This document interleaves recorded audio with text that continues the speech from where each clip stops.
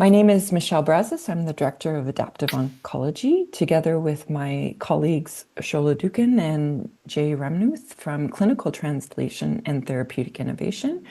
We have the OICR Mondays, a discussion series highlighting research ideas and challenges along the cancer continuum.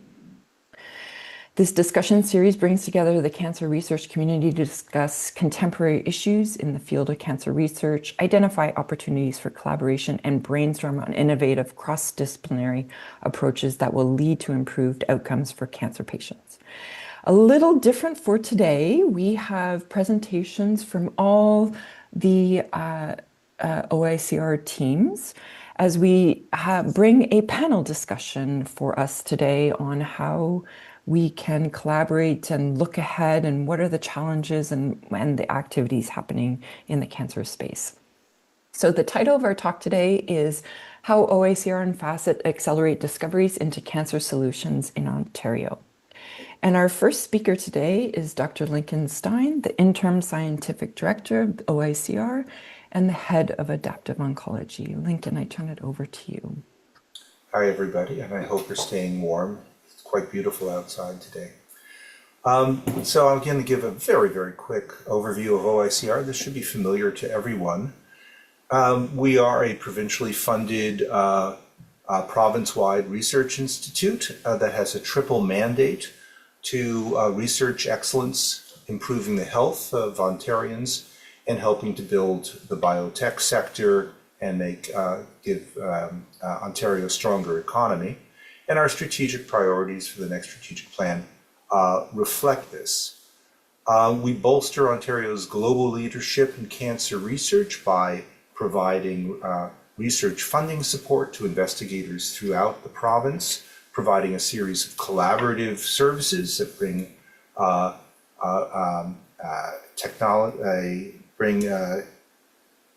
less accessible technology to the entire province, democratizing it, and by supporting research programs within our center in Mars. We support better health by driving innovations and in healthcare and research, and in helping to translate discoveries into clinical solutions for Ontario patients via our partnership with FACIT, as we'll talk about later.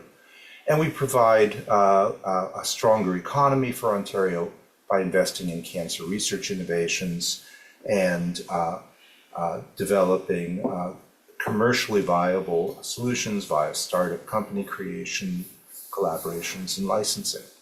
Next slide, please.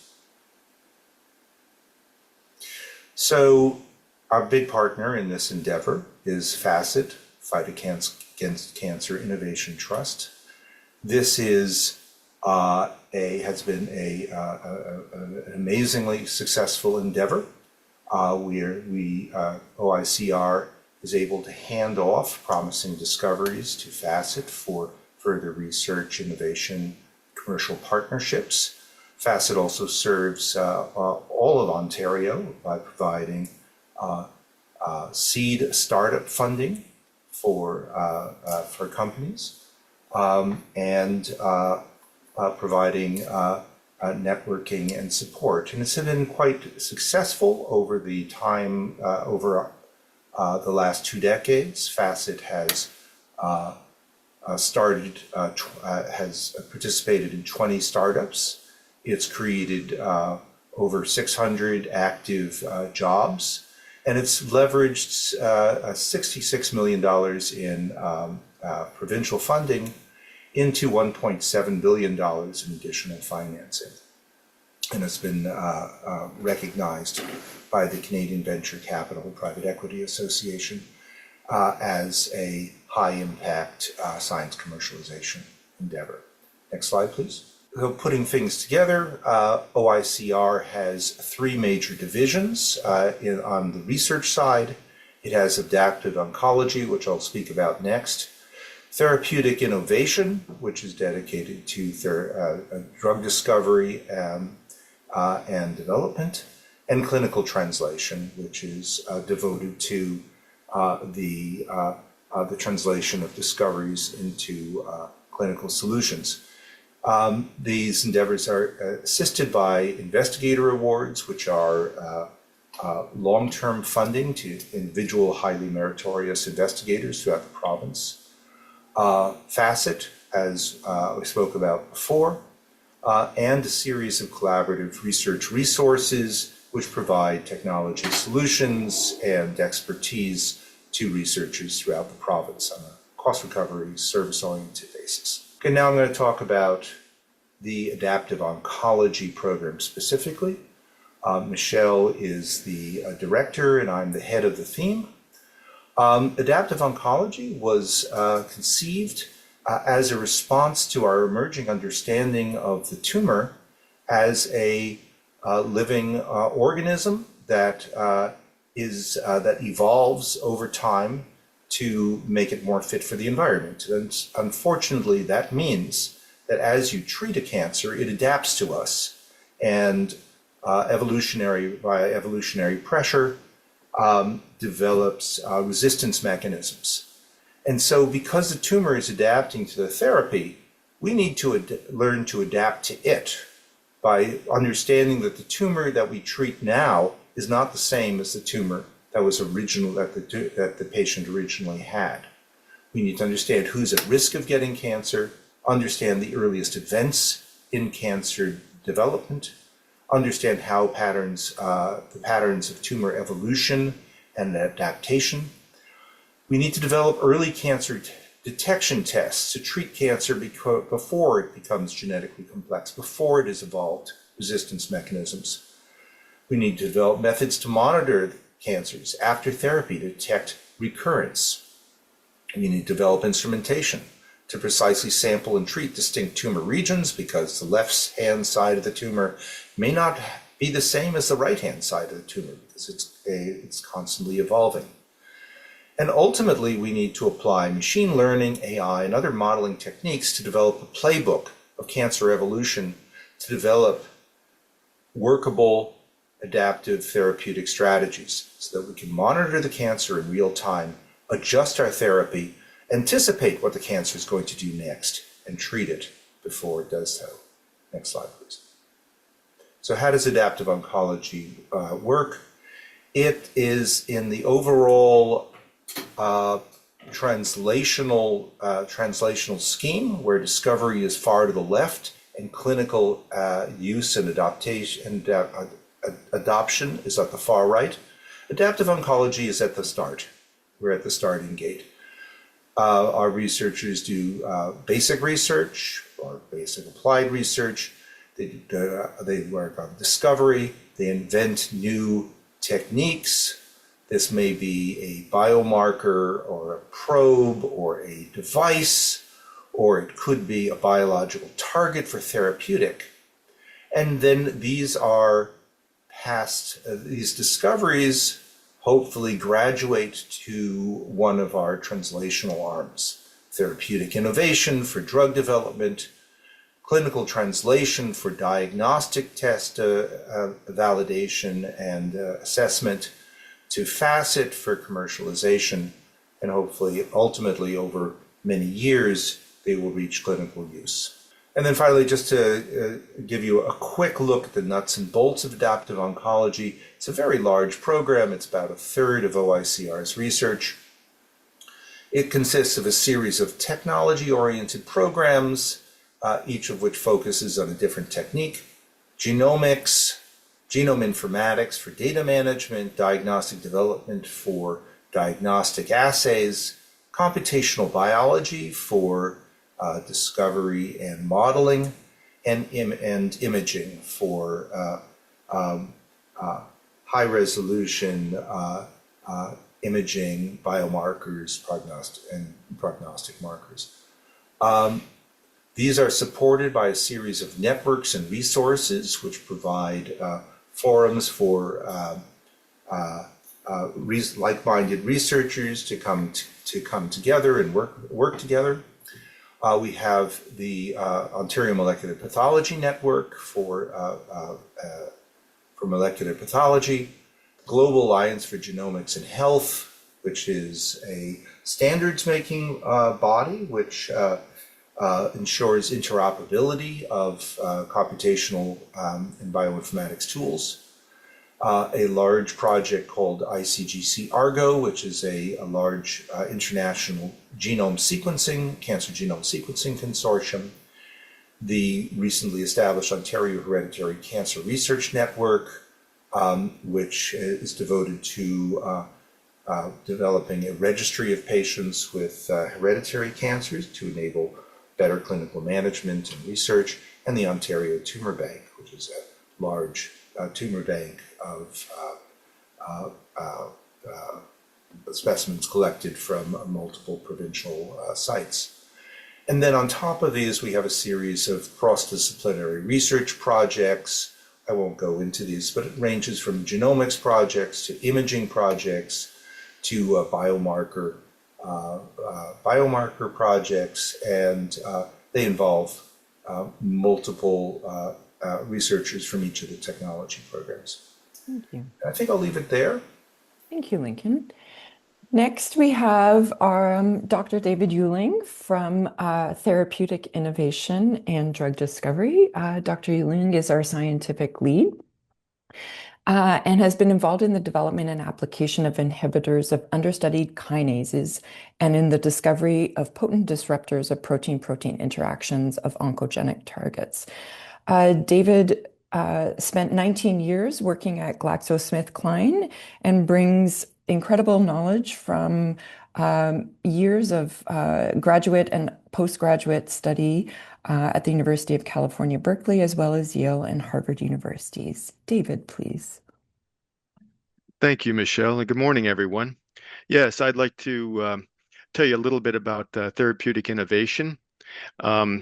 First of all, our mission is to start with drug targets, which are proteins or druggable nodes that are in cancer cells that are contributing to the pathology of cancer cells, and take these novel drug targets and from academic researchers and other sources and help validate them and discover drugs that work against them. And as part of that, we're looking to discover and advance first-in-class and best-in-class drug candidates into preclinical development. And we want to ensure that these drugs that we discover have a competitive target product profile. And what that means essentially is that no drug is perfect. Every drug has some problems or issues perhaps, but on balance, a drug has to be proven or shown convincingly to have a profile that makes us think that it's going to be working, it's going to be efficacious, it's going to be safe, and it's going to be effective. And so in a situation or a space where there's competition, where other players are involved in that particular target, we want to have either the first drug or the best drug for that particular target. And if we're successful in doing that, we're positioning ourselves to attract further investment. And I'll get into that in a minute. But we need that investment to advance our drugs. It's one thing to discover a drug, but actually taking it into the clinic requires a lot of resources. I'll speak to that in just a minute. So we are comprised of three different programs in therapeutic innovation. There's the drug discovery program, and that is located at the Mars Center, primarily in the South Tower, but also in the West Tower. And we also have the collaborative research resources, and that's really our mechanism by which we support researchers throughout Ontario to help get their projects started. We have the Cancer Therapeutics Innovation Pipeline, or CTIP, and that's an OICR funding program. And it actually has been instrumental in helping to get new projects off the ground and actually help provide guidance to the people involved in those programs so that they can continue to be successful. And finally, we had the drug discovery community, which is an outreach program. And essentially, that's where members of OICR go out to different institutions or organizations, establish contact with new investigators, and also give advice in terms of what these investigators may need to be successful in applying to the CTIP and actually having successful drug discovery projects. So the therapeutic innovation was established to bridge the translational gap between academic and industry. And it means capturing and creating and capturing value from basic research. Many of you have probably seen a diagram similar to the one that I'm showing here, but the drug discovery and development process is a very long process, starting from initial target validation and identification to finding hit molecules that target and to bind those targets and actually developing them into drugs. And the early stage of that is one that the drug discovery group here at OICR is very well positioned to execute. We're actually do that routinely through CTIP and other funding. We're also, based on the background of the group, people in the group have a lot of expertise in what's called lead optimization. That is taking a molecule which looks like it's going to be promising against a target which is promising and developing it into essentially a drug which can then be taken into the clinic. And we have as I said, good funding mechanisms and good mechanisms to do the early part of the research. And the middle part is where, frankly, it gets a little bit tricky because we have the ability and the infrastructure to be able to play and win in that space, but we do need additional resources and funding. And we see that as coming from FACIT, from biotech, and from other funding opportunities that allow us to take lead compounds, developing them to clinical compounds, which then can be handed off to a partner, particularly a pharmaceutical or biotech company that has all of the infrastructure and the development expertise to go into the clinical trials and actually approach the regulatory body to get ultimate approval for drugs. So that's the whole process, and we're really focused on the left-hand side of this process. And just to finish up my part, I wanted to just speak a little bit about the capabilities of our team itself. We started off as primarily a medicinal chemistry group, but it became clear that having additional capabilities was really important for our success, and so we have a very strong and capable team of biologists that do both biochemistry and cellular biology. We have computational chemistry, and we're really pushing AI hard in that area. And we have a protein production and structural biology group, which starts from scratch and actually produces the proteins, which are the drug targets. And we do ADME and PK, and that basically means we have scientists that study how drugs can get to the target of action in the body and actually work.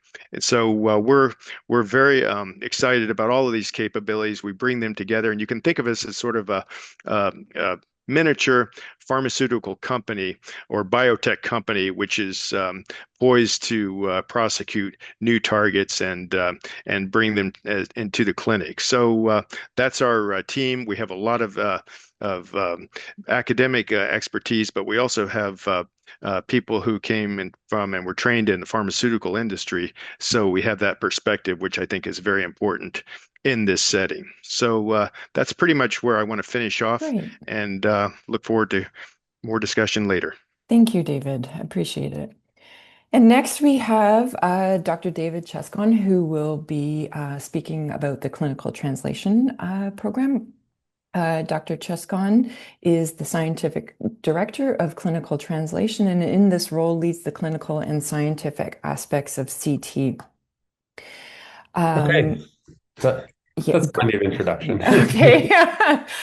Okay, go ahead, Okay, David, thanks everyone. please. So thanks for joining today. I'm just going to briefly introduce or provide a reminder about clinical translation. Again, I want to emphasize this is also on the behalf of Teresa Petrocelli, who's a longstanding director of this program. I think, as everyone probably recognizes, but perhaps maybe as a reminder, clinical translation is a bit different than the other groups that we've just heard of, because really this is largely enabling external research, which is being conducted across the province through various stakeholders, rather than conducting that research, with a large internal team, as David and Lincoln have described. So our goal, as Lincoln alluded to from the outset, is really to help to advance discoveries, whether they're related to biomarkers or therapies or therapeutic strategies, and ultimately deliver those to patients in the clinic.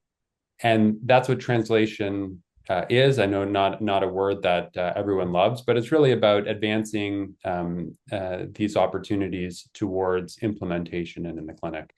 And so where clinical translation operates is sort of that bridging interface. And our goal, because it's a largely externally facing program, is to be able to strategically partner with investigators who are conducting this kind of work, to create opportunities to support that work, and to create the ecosystem where that work can be efficiently conducted and delivered in a way that's globally competitive. And obviously, our focus of these activities are aligned with the current strategic focus of the Institute, related to detection, treatment, and monitoring of early cancer principally. And so I'll talk just very briefly on the next couple of slides about the major pillars within CT that have sought to achieve those objectives. I think, as people are aware, we've had a number of funding programs. So that includes pre-CATA projects, which are the earlier phase of validation, really, of those kind of strategies.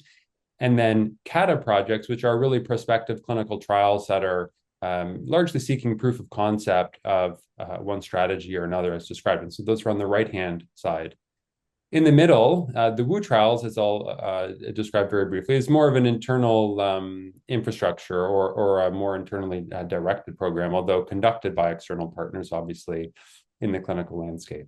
All of the work that we conduct is informed deeply by the patient partners, both within the OICR PFAC, as well as patient partners who are active with the investigators at the participating sites.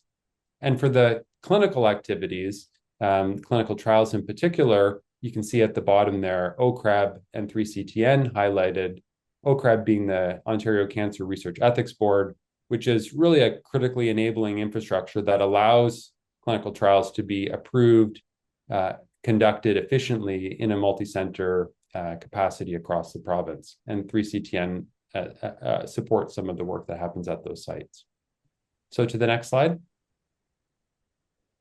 So again, I'm not going to read through these, but this is these sort of three pillars of activities that have been ongoing and are planned to continue into the next strategic plan. So those pre-CATA, that pre-CATA program, which are smaller, shorter grants through a funding stream that seeks to validate largely biomarkers in a retrospective fashion, where everything is in hand such that can be delivered quickly, efficiently, and allow those to move forward in their translation. The CATA program, which is, again, those prospective clinical trials, these are obviously longer. It takes longer to do these trials. And these are really meant to generate answer the key clinical questions so that those strategies can move forward in a prospective way. Heard recently, perhaps read the Friday note last week about one of our newest opportunistic funding opportunities that we had, the Catalyst program, which was very successful, and we're excited to announce what those projects will be in the near future.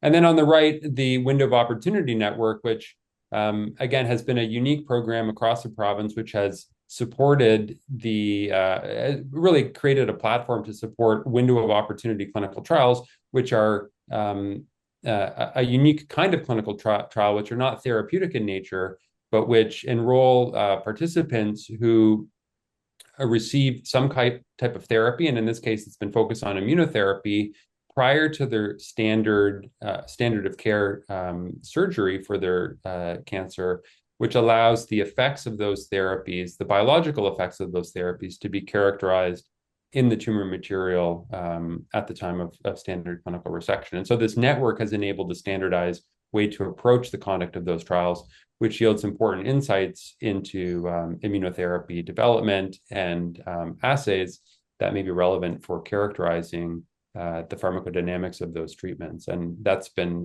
conducted centrally through diagnostic development, led by Melanie Spears. Next slide.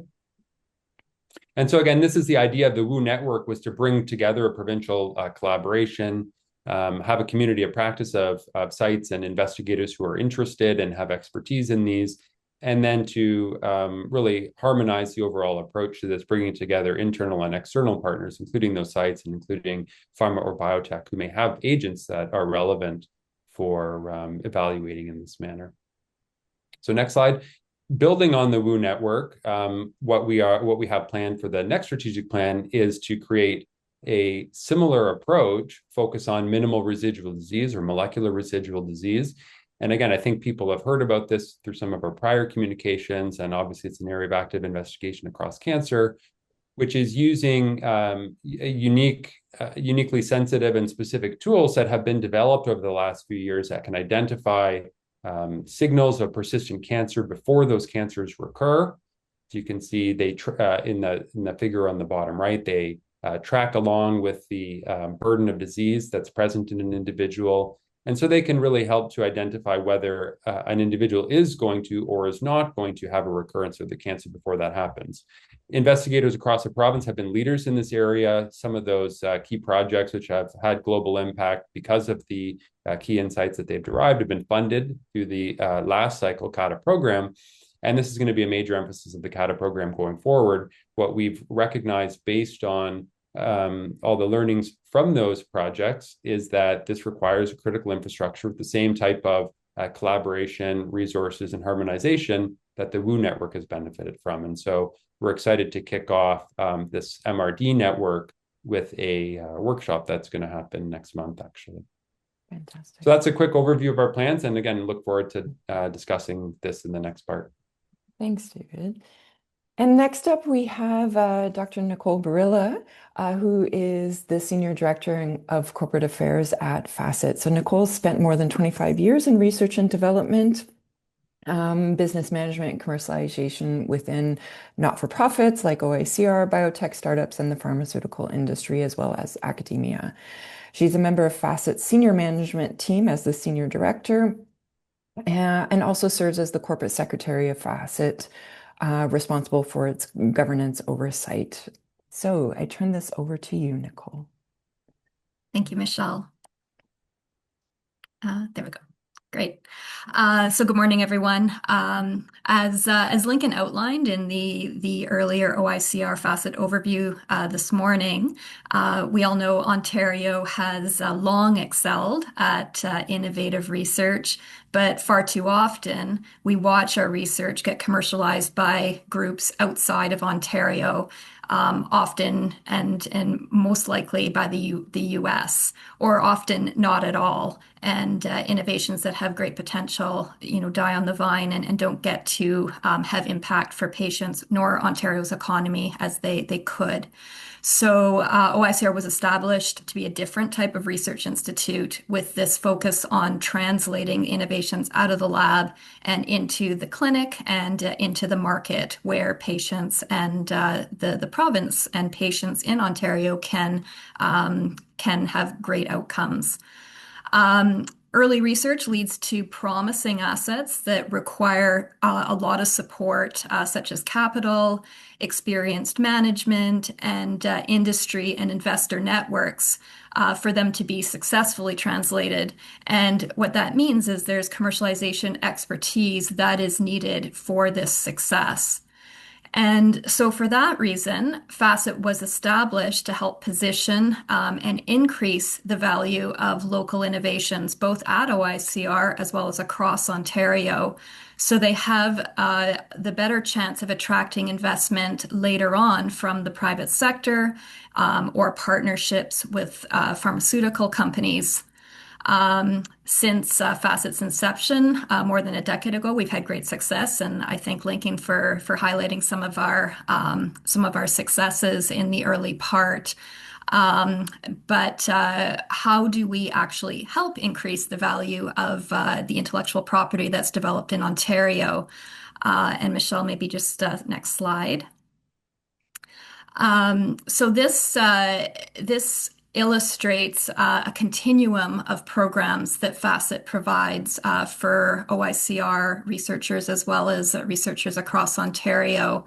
Our programs are meant to fit together to provide a continuum of support and also serve to provide deal flow for FACIT investment. So hopefully everyone on the call has heard of a lot of these programs. Maybe the very first one, Feather to Flight, might be not as familiar since that one we just launched at the end of last year. But the first two, Feather to Flight and Falcon's Fortunes, are meant to provide early training opportunities for entrepreneurs in the province as well as at OICR to hone their pitch skills, to present their research in a way that investors will understand and position it for potential investment. So Feather to Flight, I'll give a little plug because we've got the Research Impact Conference coming up in March. And all the graduate students are mandatory required to submit a poster. And generally, the researchers submit research posters, but we have a program that will allow you to also present a commercialization poster. And so we love it. If you wanted to give this a chance, it's a low stakes opportunity, but it should be a good opportunity to learn some new skills. So Feather to Flight is really this entrepreneurial training on how to develop a pitch. Falcon's Fortunes, this is also a pitch competition. It's our premier annual event. It's taking place in April this year. And another little plug is the submissions. If you do want to pitch your innovation for a chance to win $100,000 for your research idea, submissions close at the end of this month. So you still have a chance to do this. This is taking place in April of this year. And this really gives researchers an opportunity to pitch in front of a panel of investors and highlight the aspects of commercial potential for your innovation. So this is also a great program, and it's had great success for, I think this is going to be our 13th year of it. The Prospects Oncology Fund, this is for early innovations that have some commercial potential where you may need to answer one or two questions to determine whether it's worth pursuing from a commercial perspective. This program, we have competitions twice a year, end of March and end of September. Submissions are due twice a year, like I said, and the program is up to $200,000 for your research. Usually it would be approximately a one-year project that would answer a specific question.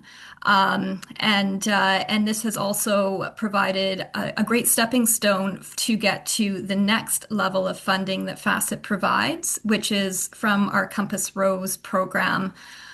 This is for more mature assets that are in a startup company and need that next stage of investment to bridge it from the commercial potential that you have seen to the point where there's additional investors that will want to support the innovation. We can provide at FACIT usually $500,000 to $2 million per investment, and sometimes for assets, if they've got huge potential, we will support them even up to $5 or $6 million in total.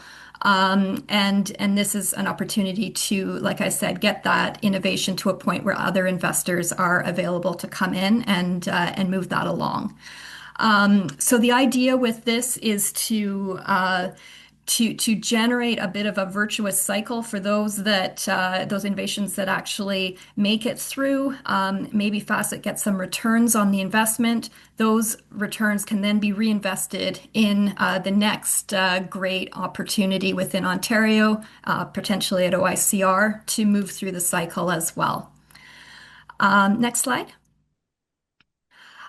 So this slide is a little bit busy. However, I think it's a very useful slide to help people understand how OICR and FACIT fit into the entire Ontario life sciences ecosystem. Because it isn't just the one little niche that you're working on. There's a much longer pathway and pipeline that we're looking to implement within the province and help to get some of these innovations into the clinic, into the market, and generate impact for patients and on the economy. So on the far left, we've got Ontario's universities and research institutes that focus on the research that leads to new breakthroughs. OICR, as we all know, and Lincoln discussed earlier, is involved in collaborative translational research. Also provides research infrastructure, resources, a lot of networks, and there's investigator and trainee support across the province as well that OICR provides. So the most promising discoveries will enter the pipeline and have access to the early commercialization support through several ecosystem partners, including FACIT, such as the Falcons Fortunes or Feather to Flight programs. And these innovations that continue to show potential will attract investment support at the pre-seed stage. And yeah, thank you for sort of circling that, Michelle, with your cursor.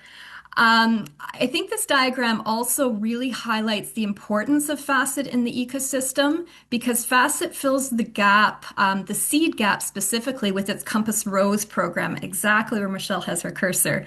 And you can see that there's really hardly any other support groups within Ontario to fill this gap. And so FACIT's really important to the province in this stage.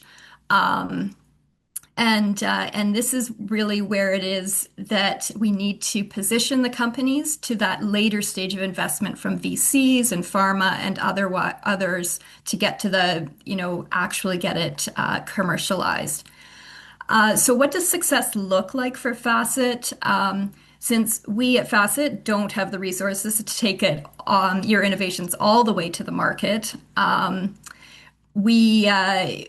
to us, commercialization success really means that we bridge assets to the next inflection point so they have a better chance at getting to the market that can lead to local economic and patient benefits.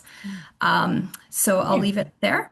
Thank you. Wonderful segue to our next presenter, Terry Hawrysh. So Terry is a cancer survivor committed to improving the quality of clinical care for patients, utilizing his lived experience with a rare hematological malignancy. He serves as a patient partner and advisor, collaborating with various cancer institutions, non-governmental organizations, healthcare systems, and government authorities to help ensure the delivery of effective, accessible, equitable, and timely patient-centric care. He currently serves as the chair of OICR's Patient Family Advisory Council, where he provides guidance and actively participates as a patient partner across a wide range of activities in the institution. So Terry, please. Okay. Thank you, Michelle, for the introduction. And very pleased to be here this morning to give you a quick overview of patient partnership at OICR. And so in the context of OICR, what is a patient partner? And there are individuals with lived experience as a cancer patient or caregiver family member who collaborates with OICR or OICR-supported researchers to bring patient perspective and insights to institute priorities, programs, projects, and processes. And it really serves to shift the patient role from a passive participant to an active partner in the scientific process. So why involve patient partners? Well, their input really helps to make sure that research focuses on what matters most by aligning with the priorities, outcomes, and experiences that are important to patients. And also, patient voices can be included at every stage in the research process to help achieve this alignment and make research more relevant to patients. Patient participation helps to build transparency and trust by helping with the translation and interpretation of complex scientific results. And patient partners can help to also disseminate research results effectively and equitably to inform the communities that really need them. And it also offers an opportunity for researchers and patient partners to learn from each other and better appreciate the value that each brings to scientific research. So patient partners, in summary, kind of, help to make research more meaningful, understandable, and useful for those that are really struggling with this deadly disease. Next slide, please. So the next slide describes 4 components of our patient partnership framework at OICR at a very high level. And it's really the who, what, and how of what we do. So regarding the patient team, so these are dedicated roles and groups that support patient partnership at OICR. This includes a patient partner lead, probably know him, Justin Noble, and also the Patient and Family Advisory Council, also known as PFAC. PFAC was set up back in 2021 and is composed of a relatively small group of patient partners with diverse backgrounds who work with OICR to really ensure that patient perspectives are included across a wide variety of relevant areas. And also of note, we're really blessed with a large, diverse, and enthusiastic patient community of over 120 plus patients who can be mobilized to collaborate as needed. So how does collaboration happen? So the team plans and sets goals for how patient partners are involved. Patient partners contribute at different levels across OICR, including at the governance level, providing advisory input at the research theme and research program levels, and also on individual research studies. And patient partners also take part in activities like reviewing funding applications,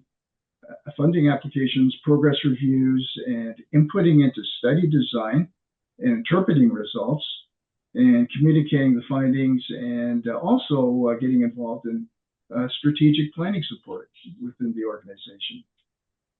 And it's nice to highlight that we also have 3 patient representatives that even serve on OICR's board, which I think really exemplifies how OICR recognizes the importance of patient voice. So what are some of the key enablers of successful collaboration at OICR? I think successful patient-partner collaboration, it depends on many human factors. What we do is important, but how we interact can really elevate collaboration to higher levels.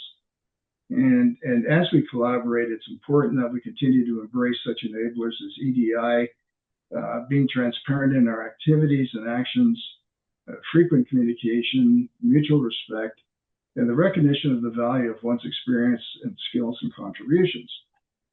I think it's also important that both researchers and patient partners work together to ensure their engagement is meaningful and not tokenistic.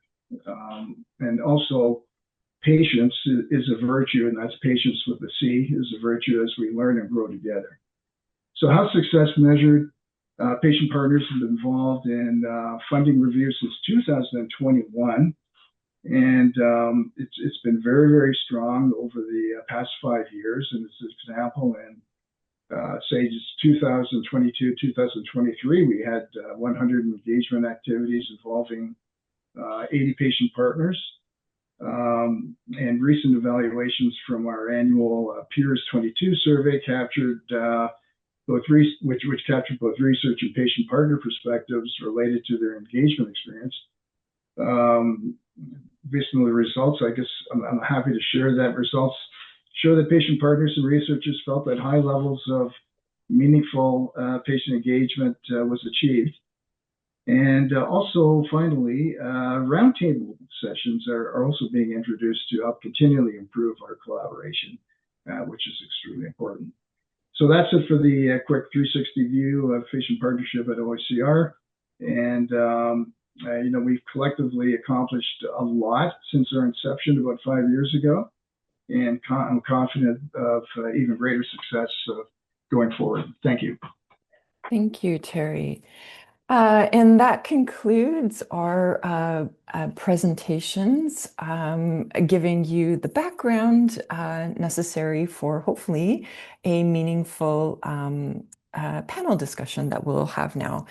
And so I'm going to open the floor to everybody. There's a chat in that you are welcome to put your question in, and Shola and Jay will hopefully help me with that.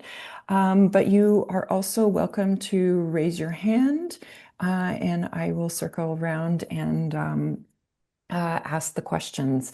And so what I want to begin with is thank you everybody for wonderful presentations.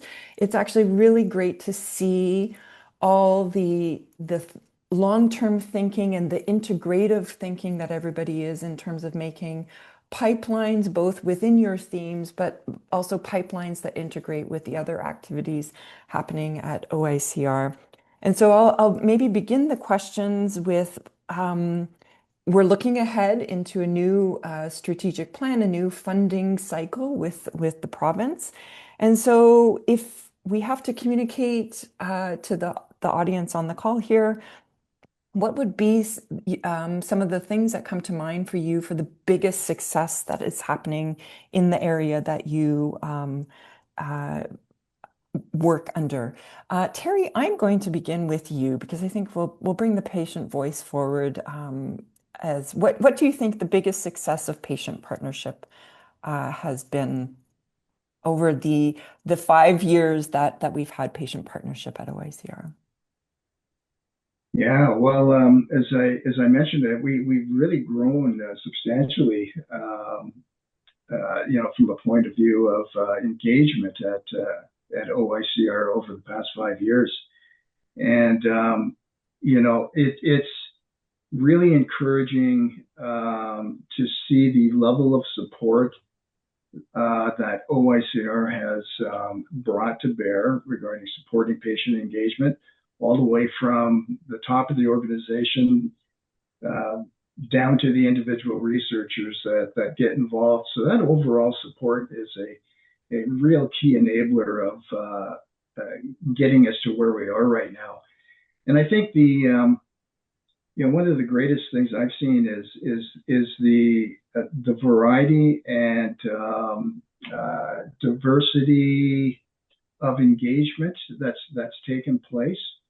As I was mentioning, we have patient partners and the patient voice established right across the organization, from governance all the way down to getting involved in the individual projects. And that will hopefully continue going forward into our next strategic plan, execution of our next strategic plan. And also, I'd just like to point out that, we have a wonderful patient community out there that has grown organically composed of people who are interested, patients that are interested in engaging at OICR. And that has grown to 120. So really looking forward to trying to find ways and means to get everybody in that group established in various activities and initiatives. So great. That's kind of it in a nutshell. Thanks. David, Lincoln, or Nicole, what would be the biggest success that we could look back on from the past? Lincoln? Yeah, well, Oh, you're muted yourself.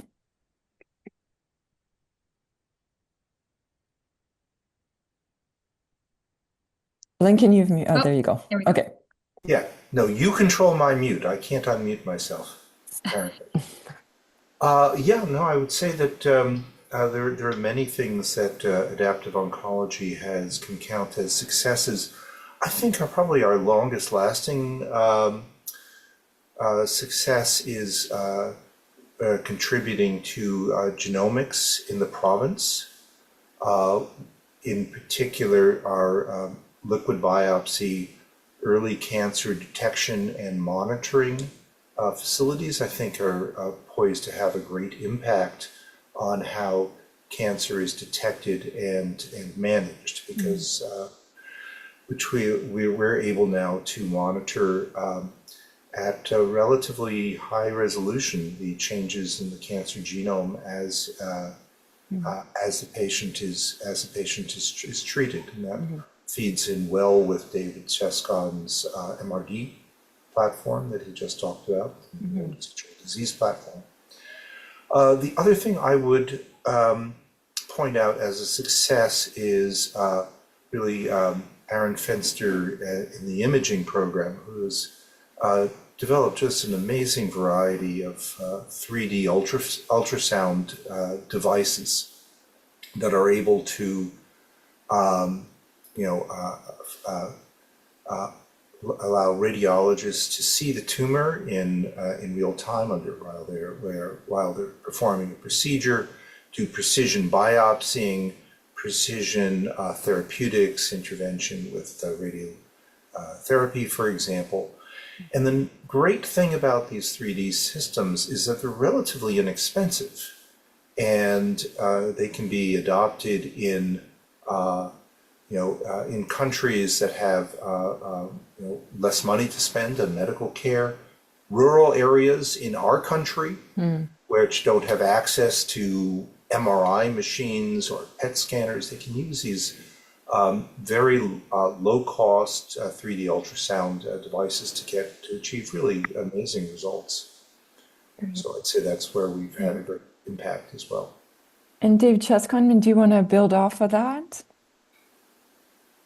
Sure. So, thinking back over the last strategic plan and forward to what we've proposed to really focus on in the next, I think that the support of the MRD studies that were part of the current CADAs, which again I defer to Teresa or Shola to remind me when that call was launched, that ended up ultimately supporting 3 or 4 large MRD-oriented prospective clinical trials, that were proposed in 2019 or 2020. Was a long time ago in the development of this very nascent field.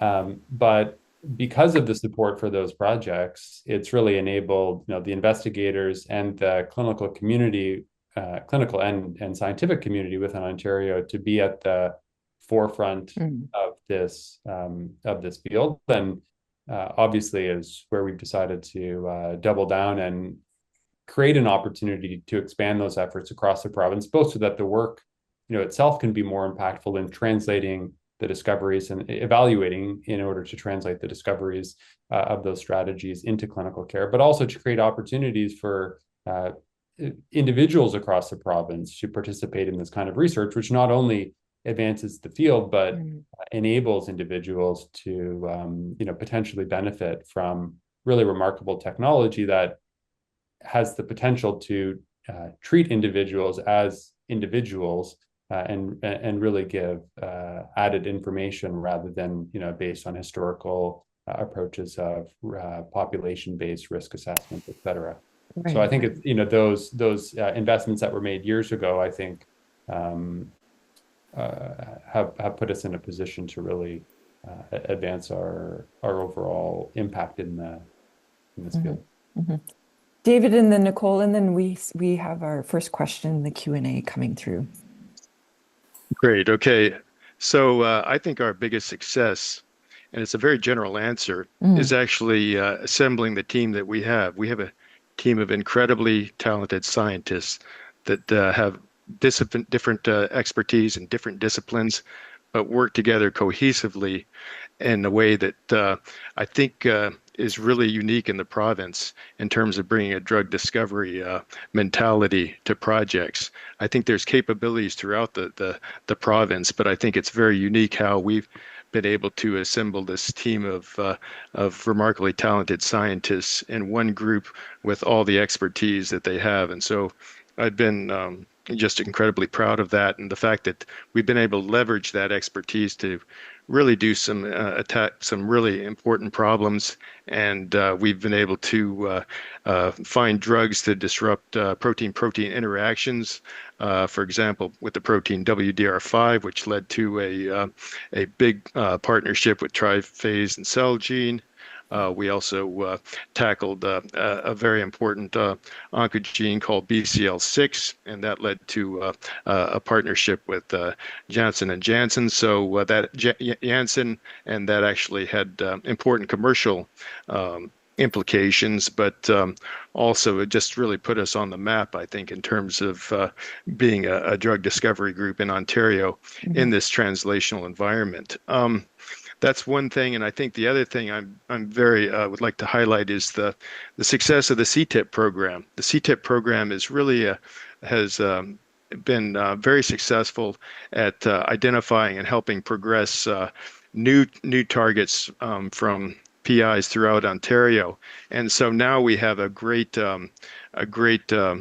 portfolio of projects, both run within drug discovery and through collaborations with other people, which I think have been really successful. So we've got a great portfolio, and I think we're poised to actually take drugs into the clinic if we can find the funding sources. Great. And that's a good segue for Nicole. Great. Yeah, so I'll just touch briefly maybe on two or three things that I think we're particularly proud of, both sort of in the last 5 years, but also really most recently. Probably over the last 5 years, what's been very important was this acquisition of Fusion by AstraZeneca for up to $2.4 billion US. FACIT was the first investor to seed Fusion, and we provided commercial strategy and leadership support for that startup that was spun out of McMaster. And the acquisition really cemented the R&D operations and the high-tech jobs that will remain in Hamilton. It also provided returns back to FACIT that can now be used for reinvestment in the next great innovations that come out of Ontario and OICR. The other thing that is very important is over the last year, as OICR was working towards the new strategic plan for 2026 to 2031, is that we reached alignment on commercialization strategy between OICR and FACIT, which will mean a few different things, but one of them is strengthening the pre-commercialization and entrepreneurship support to accelerate the cancer research innovations into market-ready solutions. An example of that already, and I mentioned it earlier, was we've already expanded that continuum of commercialization programs that we offer to launch the Feather to Flight program for newer entrepreneurs to explore commercialization of their cancer research as a pitch competition. And the other thing that I'll mention, because it is a priority for the upcoming strategic plan, is to have a better understanding of, again, how all of the partners in the ecosystem within Ontario are working together. You may remember the busy slide that I shared that showed a lot of different groups and expertise and support that's provided. And the ministry is in particularly prioritizing an efficient commercialization network in the province. to help streamline the access to commercialization support and investment for Ontario entrepreneurs. And importantly, FACIT entered into a consortium of some of these commercialization organizations at the end of last year to expand the support for the early stage innovators and strengthen the opportunity for co-investment and collaboration across the province. So I think we'll see some good things coming out of that to help advance early innovations. Thanks, Nicole. I have tons of follow-up questions, but I'm going to go to the question posted in the Q&A. So we are often asked by ministry representatives what OICR and FACIT innovations have been translated to the clinic. What will OICR do differently in the next strategic plan to give us more examples of this? Who would like to start the answer here? Sure. Well, I can say that the most important thing is to set expectations correctly. It takes decades for a discovery to make it into the clinic. Clinical trials take a long time to run to know that something is safe and effective. And the process of commercialization, as Nicole described for FACIT, takes a number of twists and turns. For example, GLP-1 inhibitors, that discovery goes back 25 years before those reach the clinic. Mm-hmm. So to some extent, what we can just do is just keep going as we have, because work that we've done previously is only now reaching the stage where it blossoms. And for example, during my first, 3 years after I arrived at OICR, and that was in 2010 or something like that, I participated in a discovery of a biomarker for anthracycline sensitivity in breast cancer patients. This accurately distinguishes between patients who will benefit from anthracycline versus those who will not and will suffer the side effects without getting the benefits. It is only now that we have developed a good assay and made a partnership with a small diagnostics company in Florida to commercialize this biomarker so that it can reach the clinic, and that's been 15 years. Yeah, it's just the way. It's just that is how long it takes. Right. Some of the medical instruments, some of the imaging equipment, like the 3D ultrasound systems that I described before, that allow precision biopsies and therapeutics. They are now licensed to instrumentation companies. A number of startups have been set up. They are expected to reach the clinic sometime in the next few years. Right. So we just have to be patient. Right. Setting expectations and being patient. Dave Cescon, do you want to add anything?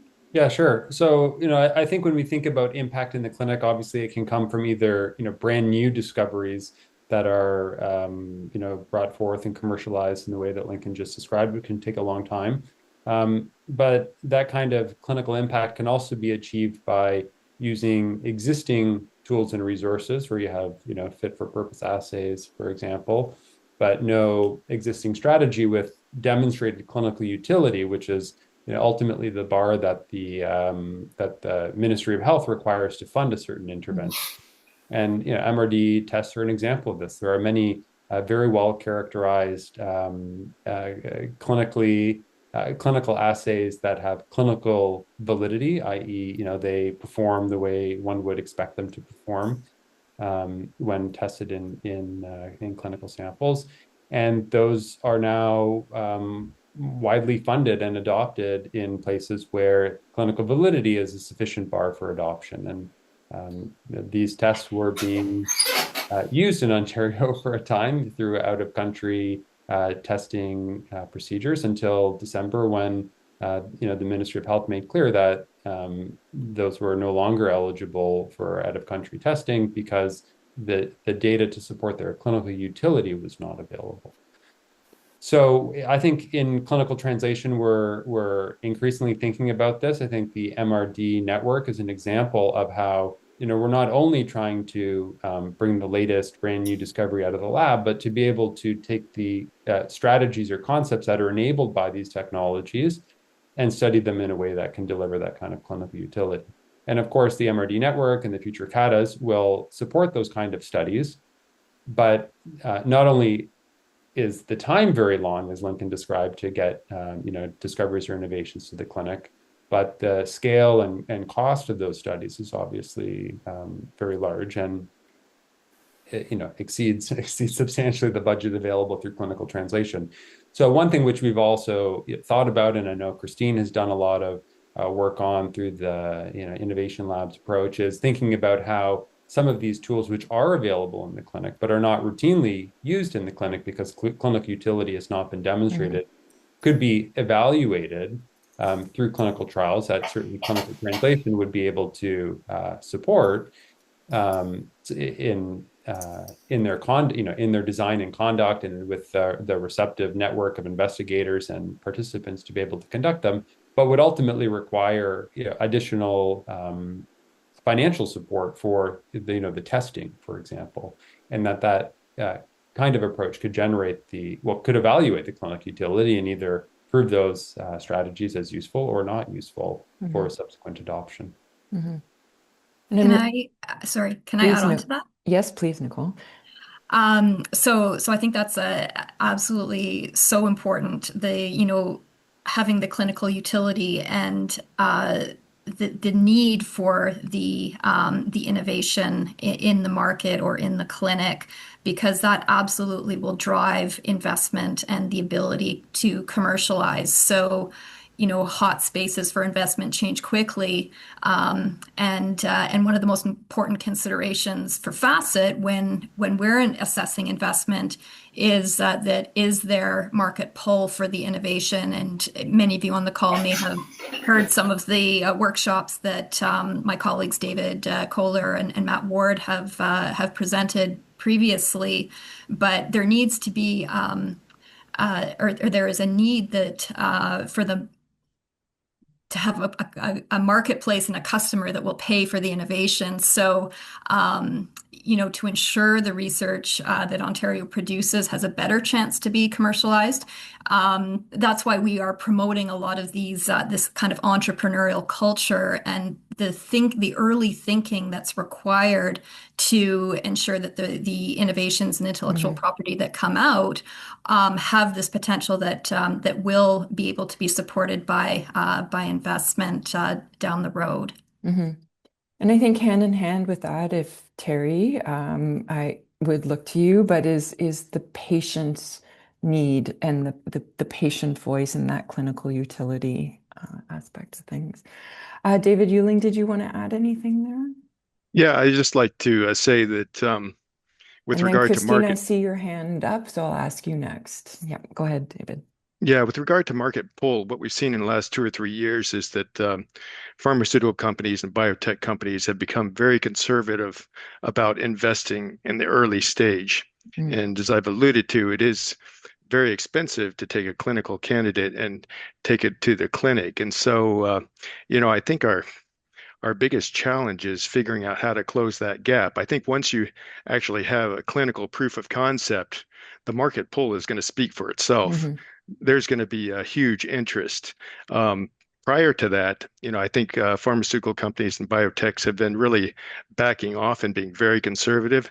And so I think a challenge is really how do we be creative about getting promising drugs all the way to the clinic within our space, and it may be cooperating the different commercialization entities joining forces and picking the winners and being able to invest in those strategically, and also being able to spin out companies. One thing I've noticed is that we've seen this in a number of examples recently where assets will be bundled by a group and then they will be spun out into a company, and that leads to attracting investment as opposed to single assets being invested in early on. So it's just something to think about, I think.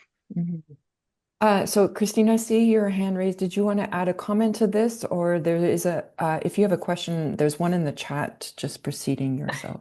It's just a quick comment to this. Please. So, and David touched on it, but when we think about commercialization, we're thinking about the global world and market pull globally for something. But there is a link that we're trying to strengthen at OICR between commercialization and also what is adopted locally in our health system. And you can imagine that when we're talking about things like genetic tests or liquid biopsy, other tools, especially diagnostic tools, that the buyer in our local environment is the Ontario government. So our client or our market is the Ontario government. So one of the things we're really trying to do, as Dave said, is tighten the linkage between health and the Ministry of Health are considering and buying for the health system in Ontario. Current geopolitical climate with the Ontario Health Innovation Path that's really now structured to look at new innovations. There is an intention there to try to privilege Ontario and Canadian technologies. Right. So when there is a clinical priority and a new test that's without being specific to a particular vendor, but a new technology that they want to adopt, they are going to look at what could be delivered locally.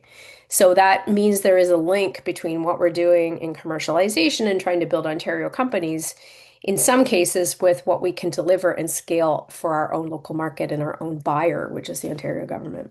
Right. That's excellent. Thank you. I'm going to turn to the question from Vladimir in the chat to Dave Cescon and Nicole Baryla. What are the perspectives of ACT 902, 903 breakthrough products of alpha cancer technologies? And that may be a bit too specific, and I'm not sure that you can address that question. So I had a quick search for what those are just while seeing that question in the chat, and I can't comment specifically on this. I'm not aware of any details of this other than that it's development of a antibody-based therapy, of which this is a very large field of investigation currently in cancer therapeutics. Right. Nicole, I'm assuming. Yeah, I think I did the same thing as Dave and did a quick search. So if this is something that someone's familiar with and this company is looking for funding, then certainly I refer them to FACIT's programs, Compass Rose, and Prospects, if there's a specific small project or if there's a larger investment that's required. Certainly we take all submissions seriously. We review them as a team, and if they are interesting and have some commercial potential, we could potentially support them, but I can't comment on anything specific with this company. Thanks. And we have a question coming in from Attila. Following David's comments on the challenge of attracting and expanding the investor base to bridge the early development gap, how can AI-driven strategies, which is very obvious, I'm glad this question is coming up, realistically contribute to addressing this issue, and what specific efforts are you undertaking in this area? Yes, I guess I can start off by taking that. Yeah, AI and drug discovery is a very hot area. I think it's stating the obvious, but I think it's also a very active space across the way with a lot of competition. And so, we have our own AI-based initiative called QSL. And the team is developing solutions to accelerate drug discovery through AI methodology. They're working both with internal drug discovery projects as well as reaching out to additional partners. And so I think it's generating quite a bit of excitement on our team, and I think it's the commercial buzz is there too. So I'm excited about where that can lead. And in more general sense, I think just applying AI methods to identify hits for targeting for challenging targets, which I think that really does generate market pull, is getting new drugs for novel targets that haven't been drugged before, and being a first player in these areas is really going to be helpful. And I think AI is leading the way in terms of us being able to identify new ligands for new surfaces that are difficult to drug, which are actually important nodes for cancer to be able to develop solutions for cancer treatment. Mm-hmm. I would just add to that that this is a general phenomenon throughout OICR. I think that we're seeing AI and machine learning approaches really accelerating everything. We see it in genomics, we see it in our imaging and our histopathology work. We are seeing it at being very important in the computational biology group. Mm-hmm. The interesting thing is as AI becomes more capable, we really have to rethink how we do research.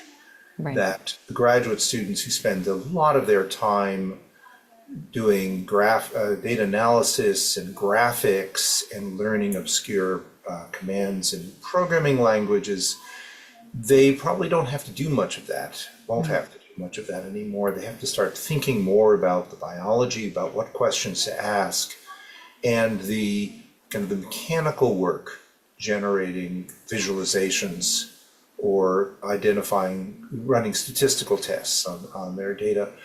That can be handled by the AI pretty well. So we have to adapt to that so that we can actually, these tools allow us to move much faster. We have to adapt the way that we work so that we can take advantage of that. And maybe, Terry, I'm going to bring you into the conversation here. Maybe that is an opportunity, if we're taking that higher level thinking, to involve patient conversations more to sort of mirror the research aspect with the patient. Yeah, for sure. AI from a patient engagement standpoint, just looking at it from my perspective, I mean, it's really, well, in my slides, my first slide, I'm really happy using AI to come up with I was going to ask, is your image an AI-based image? Yeah. It's an AI-based image that was meant to describe what patient partnership and cancer research is all about. But notwithstanding helping, develop better slides, I mean, from a learning standpoint, it's a wonderful tool for patient partners to help them better understand some of the intricacies of how research works and explaining research in lay terms. Although being very careful that, I mean, AI can be somewhat misleading sometimes. So one has to tread a little bit carefully, but it's a wonderful enabler and from that standpoint. So continue to use it. I mean, I think from a research standpoint, there's a heck of a lot of real world data and evidence out there that perhaps AI can tap into and correlate and organize and bring back to the research that's being proposed and developed, and maybe help shape it so it's more patient centric and effective in terms of focusing on needs and unmet needs and outcomes and experiences that are really important to patients. So there may be some opportunities there. I'm going to also follow up on Christine's comments there. So certainly we definitely see in the political landscape a shift in the global nature, but also in Canada, towards championing and supporting our strengths and what we do in Canada. And so, what from your perspectives is needed to enable this for cancer translations?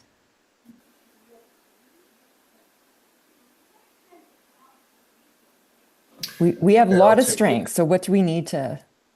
Well, I'll take it. I think one of the big opportunities, and this is related actually to the AI question, is the ability to process very, very large amounts of clinical data that's collected during routine care, so that we can discover patterns in that data which are predictive of how patients with cancer will progress and how they will respond to therapies. But it's quite, and AI for the first time can allow us to integrate multimodal information from the written clinical records, from pathology reports, from digital information such as histopathology slides, imaging studies, laboratory tests, genomics, proteomics, everything. But we have a lot of difficulty in practice making use of these resources for two reasons. One is the data is highly siloed, and it's difficult to integrate. There are regulations which really make it quite difficult to link data together from the same patient. Second, privacy regulation basically enforces the data has to stay within the medical care institution and cannot be shared for research without really rather extreme levels of control and review, which makes it technically quite difficult to perform these studies. And I think what we need to do is to have potentially regulatory changes and legislative changes that encourage the use in a responsible way of routine clinical data for biomedical research, biomedical and health research. And that would take the form of loosening the restrictions on linking data, allowing a more flexible set of ways for the data to be integrated and analyzed, providing, I think, very important that patients be very much involved in this process. I would like to see a form of universal opt-in consent that allows patients to donate their medical data to research, and then full transparency. Who's using it? What are they using it for? Allowing patients to participate in that research and to, of course, to withdraw their data at any time if they feel uncomfortable with how it's being used. But I think there's a way of allowing this data to be used in a responsible way for the benefit of patients' health and well-being, which does not threaten them. I'm going to note the time here, but David or Nicole, do you have any additions to that? And then we'll go round table and have a closing thought before we hit our 10:30 mark. I would just add to, oh, sorry, Nicole. Go ahead.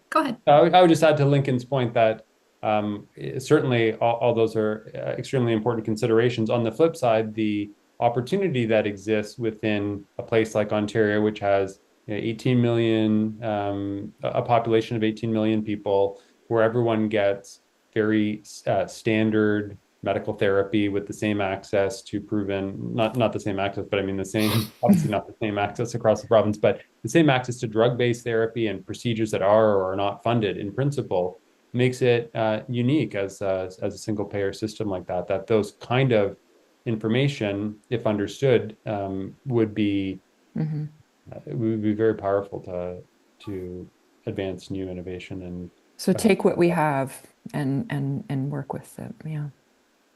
Nicole? I was just going to say, sort of a different lens in regards to the original question, what are the strengths in Ontario and how can we capitalize on those in a changing geopolitical landscape? One of the huge challenges for commercialization, specifically in Ontario, is that there isn't that many expertise or that much expertise from individuals that have actually taken a biotech company to a successful commercialization outcome, whether it's an acquisition or whatnot. And we really need to get more individuals that have had that experience to stay in Ontario and then take on the role of leadership in the next biotech company that comes out based on an Ontario innovation. And maybe this is a time, just as Princess Margaret and other institutes are trying to attract researchers back to Ontario, there could be an opportunity for previous Ontarians that had moved to California or Boston or whatnot to take on these roles, may want to come back to Canada, just given the challenges. And so we may actually benefit a bit by recruiting those individuals back. And help use them to coach junior Absolutely. individuals. Yeah, that's the thing. You gotta get this cycle going where you got to start somewhere though. Okay, quick Yeah, round. and we are actually taking advantage of the federal government's incentives to attract U.S. scientists. Rapid round. Final 30-second closing remark representing your area, please. Terry. Data course regarding patient partnership at OICR. Continue with meaningful engagements and collaboration. So I'm really encouraged to and look forward to continuing to work with all the individuals at this wonderful organization. Thank you. Nicole. I'm going to say, so strengthening the entrepreneurial skills, training biotech leaders, creating new startups and jobs, and attracting more leveraged funding to assets are such key outcomes for Ontario, and we've done great in that, and we will continue to do that. I think we're set up well. I think one thing I just want to sort of stress is that FACIT has had some unprecedented success in achieving returns when we've been investing previously in the pre-seed and seed stage. And this is not the norm and cannot necessarily be expected. So although we've got some capital now that we can reinvest in future innovations, and we can't wait to do that, there will need to be an additional source of capital to help us to continue fill this gap for Ontario. And I can see great things for Ontario in the future. And David Uehling. I think we've got all the talent here, both within OICR, within the province, to succeed in drug discovery, and we want to be a catalyst to make it happen, and we want to work closely with FACIT and to be able to commercialize our assets, and I think we have a lot of great potential. David Cescon. Yeah, so we're excited about what comes next for clinical translation. I think to me is evident, and today's session makes clear, is that there's a lot of expertise within OICR that remains siloed to some extent, and probably we can really take advantage of all the skill sets of this community to really empower each group to have the greatest impact possible. And Lincoln. Yeah, so AO's goal over the last 5 years was to break down the silos between our programs where we didn't have that much collaboration. I think we've succeeded quite successfully. So the goal now for the next 5 years is to greatly increase AO's participation in and integration with clinical translation, drug discovery, FACIT, patient partners, really become first-class collaborators and citizens of the OICR community. Yes, and thank you, everybody. We're at the 10:30 mark, so I'm going to draw our OICR Mondays event to a close. But thank you to all of our speakers and for everyone in the audience here.